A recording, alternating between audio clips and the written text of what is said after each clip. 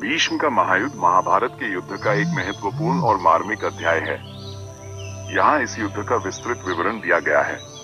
युद्ध की पृष्ठभूमि। कुरुक्षेत्र के मैदान में कौरव और पांडव सेनाएं धर्म और अधर्म के बीच युद्ध के लिए तैयार थी। भीष्म पितामह कौरवों के प्रधान सेनापति थे, जो अपनी निष्ठा और पराक्रम के लिए जाने जाते थे। पांडवों की सेना का नेतृत्व धृष्टद्युम्न कर रहे थे। युद्ध का आरंभ और भीष्म का पराक्रम।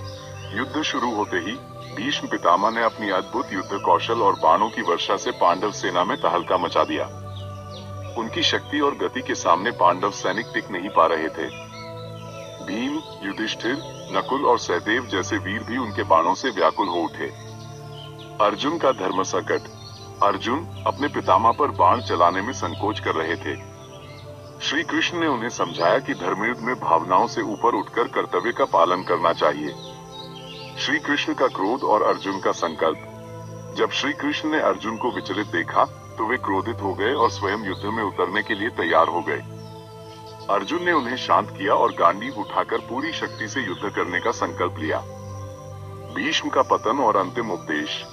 श्री कृष्ण के मार्गदर्शन में अर्जुन ने भीष्म पितामह पर बाणों की वर्षा की। अर्जुन ने शिखंडी को भीष्म के सामने कर दिया। भीष्म ने स्त्री पर शस्त्र न उठाने की प्रतिज्ञा ले रखी थी, इस कारण उन्होंने शस्त्र त्याग दिए। इसी समय अर्जुन ने भीष्म पितामह पर बाणों की वर्षा कर दी। भीष्म पितामह बाणों की शैया पर गिर पड़े, लेकिन उन्होंने अपनी इच्छा से प्राण नहीं त्यागे।